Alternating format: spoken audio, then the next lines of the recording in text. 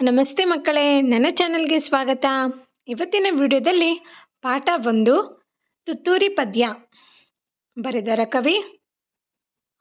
ಕವಿಯ ಹೆಸರು ಜೆ.ಪಿ. ರಾಜರತ್ನಂ. ಬನ್ನಿ ವಿಡಿಯೋ ಶುರು ಮಾಡೋಣ. ಯಾರೆಲ್ಲ ನನ್ನ ಚಾನಲ್ನ ಸಬ್ಸ್ಕ್ರೈಬ್ ಮಾಡ್ಕೊಂಡಿಲ್ಲ ಸಬ್ಸ್ಕ್ರೈಬ್ ಮಾಡ್ಕೊಳ್ಳಿ. ಮೊದಲನೇದಾಗಿ ಇಲ್ಲಿ ಪದಗಳ ಅರ್ಥವನ್ನು ತಿಳಿದುಕೊಳ್ಳೋಣ. ಕಾಸು, ಹಣ. ಜಂಬ, ಅಹಂಕಾರ, ಹಾಳಾಗು, ಕೆಟ್ಟು ಹೋಗು, ಸದ್ದು, ಸಪ್ಪಳ, ಸಂಜೆ, ಸಾಯಂಕಾಲ. ಅಭ್ಯಾಸದಲ್ಲಿ ಆ ವಿಭಾಗ ನೋಡೋದಾದರೆ ಕೊಟ್ಟಿರುವ ಪ್ರಶ್ನೆಗಳಿಗೆ ಒಂದೊಂದು ವಾಕ್ಯದಲ್ಲಿ ಉತ್ತರಿಸು. ನಲ್ಲಿ ಬರೆದಿದ್ದೀನಿ. ಕಸ್ತೂರಿಯು ಏನನ್ನು ಕೊಂಡನು? ಉತ್ತರ: ಕಸ್ತೂರಿಯು ತುತ್ತೂರಿಯನ್ನು ಕೊಂಡನು. 2. ಕಸ್ತೂರಿ ಎಲ್ಲಿ ತುತ್ತೂರಿ ಊದಿದನು? ಕಸ್ತೂರಿ ಕೊಳದ ಬಳಿ ತುತ್ತೂರಿ ಊದಿದನು. ಕಸ್ತೂರಿಯು ತುತ್ತೂರಿಯನ್ನು ಯಾವಾಗ ಊದಿದನು? ಕಸ್ತೂರಿಯು ತುತ್ತೂರಿಯನ್ನು ಸಂಜೆಯಲ್ಲಿ ಊದಿದನು. ಜಂಬದ ಕೋಳಿ ಯಾರು? ಜಂಬದ ಕೋಳಿ ಕಸ್ತೂರಿ. ಜಂಬದ ಕೋಳಿಗೆ ಏಕೆ ಗೋಳಾಯಿತು? ಬಣ್ಣದ ತುತ್ತೂರಿ ಹಾಳಾದ್ದರಿಂದ ಜಂಬದ ಕೋಳಿಗೆ ಗೋಳಾಯಿತು. ತುತ್ತೂರಿಗೇನಾಯಿತು? ತುತ್ತೂರಿ ನೀರಿಗೆ ಜಾರಿ ಬಿತ್ತು. ಆ ವಿಭಾಗ ಈ ವಾಕ್ಯಗಳಲ್ಲಿ ಬಿಟ್ಟಿರುವ ಸ್ಥಳವನ್ನು ಸೂಕ್ತ ಪದದಿಂದ ತುಂಬು. ಬಣ್ಣದ ತಗಡಿನ ಡ್ಯಾಶ್ ತುತ್ತೂರಿ.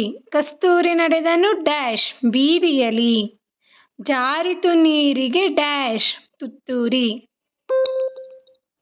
4ನೇದಾಗಿ ಬಣ್ಣದ ತುತ್ತೂರಿ ಡ್ಯಾಶ್ ಹಾಳಾಯಿತು. ಈ ಕಥೆಯನ್ನು ಓದಿ ಕೆಳಗಿನ ಪ್ರಶ್ನೆಗಳಿಗೆ ಉತ್ತರಿಸಿ. ಬೀರೂರಿನಲ್ಲಿ ರಾಮಣ್ಣ ಎಂಬ ಕಟ್ಟಿಗೆ ವ್ಯಾಪಾರಿಯು ವಾಸಿಸುತ್ತಿದ್ದನು. ಅವನು ತುಂಬ ಬಡವನಾಗಿದ್ದನು.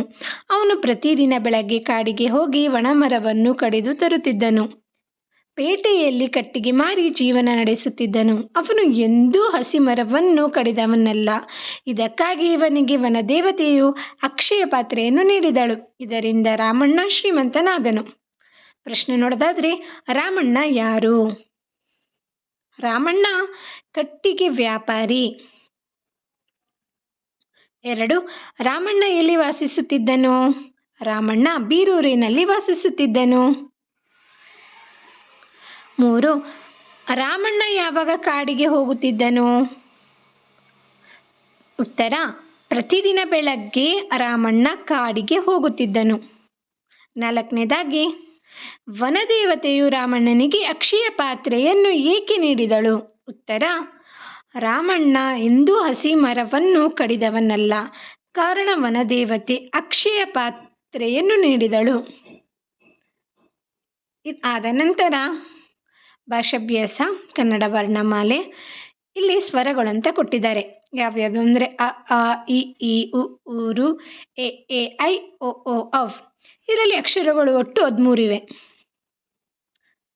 ಇದಾದ ಮೇಲೆ ಯೋಗವಾಹಗಳು ಅಂ, ಅಹ 2 ಅಕ್ಷರ ಇದೆ.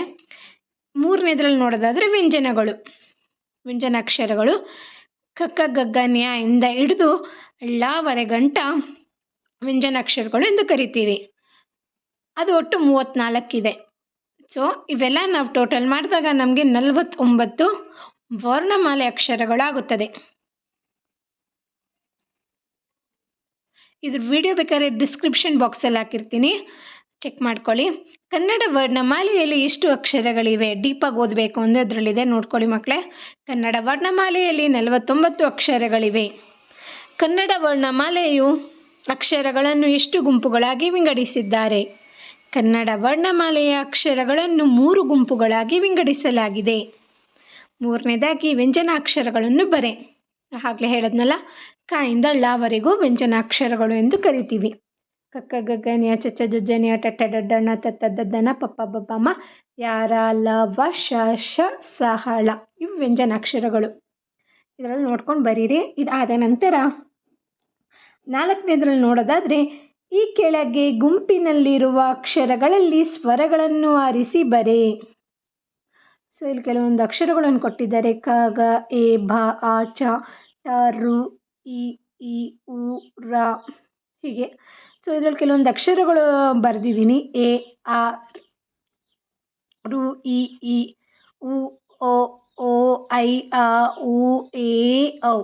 ಸೊ ಇವೆಲ್ಲ ಗುಂಪಿನಲ್ಲಿರುವ ಅಕ್ಷರಗಳಿಗೆ ಸ್ವರಗಳು ಅಂತ ಆರಿಸಿ ಬರೆದಿದ್ದೀನಿ. ನೀವು ನೋಡ್ಕೊಂಡು ಬರೀರಿ. ಇದಾದ ಮೇಲೆ ಭಾಷಾ ಚಟುವಟಿಕೆಯಲ್ಲಿ ನೋಡೋದಾದರೆ ಆ ವಿಭಾಗ, ಆ ಪಟ್ಟಿಯಲ್ಲಿನ ಶಬ್ದಗಳಲ್ಲಿನ ಬಿಡಿಸಿದ ರೂಪವನ್ನು ಬ ಪಟ್ಟಿಯಲ್ಲಿನ ಶಬ್ದಗಳಿಗೆ ಸರಿ ಹೊಂದಿಸಿ ಬರೆಯಿರಿ ಅಂತ ಕೊಟ್ಟಿದ್ದಾರೆ. ಇಲ್ಲಿ ನಾನು ಮೊದಲನೇದಾಗಿ ಬರ್ಕೊಂಡಿದ್ದೀನಿ ನೋಡಿ.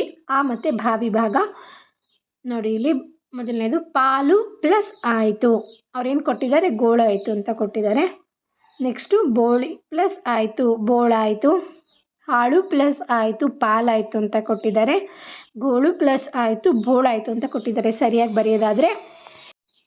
ಬರೆಯೋದಾದರೆ ಪಾಲು ಪ್ಲಸ್ ಆಯಿತು ಪಾಲಾಯಿತು, ಬೋಳು ಪ್ಲಸ್ ಆಯಿತು ಬೋಳಾಯಿತು, ಹಾಳು ಪ್ಲಸ್ ಆಯಿತು ಹಾಳಾಯಿತು ಅಂತ ಬರೀರಿ. ಹಾಗೆ ಕೊನೆಯದಾಗಿ ಗೋಳು ಪ್ಲಸ್ ಆಯಿತು, ಮೊದಲನೇದಾಗಿ ಕೊಟ್ಟಿದ್ದಾರಲ್ಲ ಅದು ಗೋಳಾಯಿತು ಅಂತ ಬರೀರಿ. ಇದಾದ ನಂತರ ಆ ವಿಭಾಗ, ಈ ಪದ್ಯದಲ್ಲಿ ಬರುವ ಪ್ರಾಸಪದಗಳನ್ನು ಹುಡುಕಿ ಬರೆಯಿರಿ. ಇಲ್ಲಿ ಮಾದರಿ ಕೊಟ್ಟಿದ್ದಾರೆ ಹಾಳಾಯಿತು ಗೋಳಾಯಿತು ಅಂತ. ನಾನು ಕೆಲವೊಂದಿಷ್ಟು ಆರಿಸಿ ಬರೆದಿದ್ದೀನಿ. ಇದಲ್ಲದೆ ಬೇರೆದು ಇದೆ, ನೀವು ನೋಡಿ ಬರ್ಕೋಬೋದು. ತುತ್ತೂರಿ ಕಸ್ತೂರಿ, ಹೀಗೆ ಇದೆಯಿಂದ ಇಲ್ಲೆಂದ, ಬೀದಿಯಲ್ಲಿ ರೀತಿಯಲ್ಲಿ, ನೋಡಿದನು ಮಾಡಿದನು, ಹೀಗೆ ಈ ವಿಭಾಗ ನೀಡಿರುವ ಪ್ರಾಸಪದಗಳಿಂದ ಸರಿಯಾದದ್ದನ್ನು ಆರಿಸಿ ಬಿಟ್ಟ ಸ್ಥಳವನ್ನು ತುಂಬಿರಿ ಬರಿ. ಇಲ್ಲಿ ಕೆಲವೊಂದಿಷ್ಟು ಕೊಟ್ಟಿದ್ದಾರೆ. ನೋಡಲು ಬೇಕು ಡ್ಯಾಶ್, ತಿನ್ನಲು ಬೇಕು ಹಣ್ಣು, ನೋಡಲು ಬೇಕು ಕಣ್ಣು ಅಂತ ಬರೀರಿ. ಅನ್ನಕ್ಕೆ ಬೇಕು ಸಾರು, ಕುಡಿಯಲು ಬೇಕು ನೀರಂತ ಬರೀರಿ. ಹಾರುತ್ತ ಬಂತು ಹಕ್ಕಿ, ತಿಂದಿತು ಕಾಳನ್ನು ಹೆಕ್ಕಿ, ಹೆಕ್ಕಿನ ಬರೀರಿ. ಬೌಬೌ ಬೊಗಳಿತು ನಾಯಿ, ಕರೆಯಿತು ತನ್ನೆಯ ಬಾಯಿ, ಇದನ್ನು ಬರೀರಿ. ಇದಾದ ನಂತರ ಸೊ ಇಲ್ಲಿ ಈ ವಿಭಾಗ ಮುಗೀತು. ಕೊನೆಯದಾಗಿ ನೋಡೋದಾದರೆ ಚಟುವಟಿಕೆ ಕೊಟ್ಟಿದ್ದಾರೆ ಮಕ್ಕಳೇ. ಆ ವಿಭಾಗ ಕೊನೆಯದಾಗಿ ತೆಂಗಿನ ಗರಿ ಅಥವಾ ಎಲೆಯನ್ನು ಬಳಸಿ ತುತ್ತೂರಿಯನ್ನು ಸಿದ್ಧಪಡಿಸಿ ಊದಲು ಬಳಸು. ಸೊ ಇದು ನೀವು ಪ್ರಾಕ್ಟೀಸ್ ಮಾಡಿ ಆಗುತ್ತಾ ಅಂತ ಒಮ್ಮೆ ಟ್ರೈ ಮಾಡಿ ನೋಡಿ. ಇದೆಲ್ಲ ಆದ ನಂತರ ಸೊ ಇಲ್ಲಿಗೆ ತುತ್ತೂರಿ ಪದ್ಯದ ಪ್ರಶ್ನೋತ್ತರಗಳು, ಭಾಷಾಭ್ಯಾಸ, ಪದಗಳ ಅರ್ಥ ಮುಗಿದಿದೆ. ಸೊ ನಿಮಗೆ ನನ್ನ ವಿಡಿಯೋ ಇಷ್ಟ ಆಯಿತು ಅನ್ಕೋತೀನಿ. ಪ್ಲೀಸ್ ಇಷ್ಟ ಆದರೆ ಲೈಕ್ ಮಾಡಿ, ಶೇರ್ ಮಾಡಿ. ಹಾಗೆ ಚಾನಲ್ನ ಸಬ್ಸ್ಕ್ರೈಬ್ ಮಾಡ್ಕೊಂಡಿಲ್ಲ ಅಂದರೆ ಸಬ್ಸ್ಕ್ರೈಬ್ ಮಾಡ್ಕೊಳ್ಳಿ. ಬಾಯ್.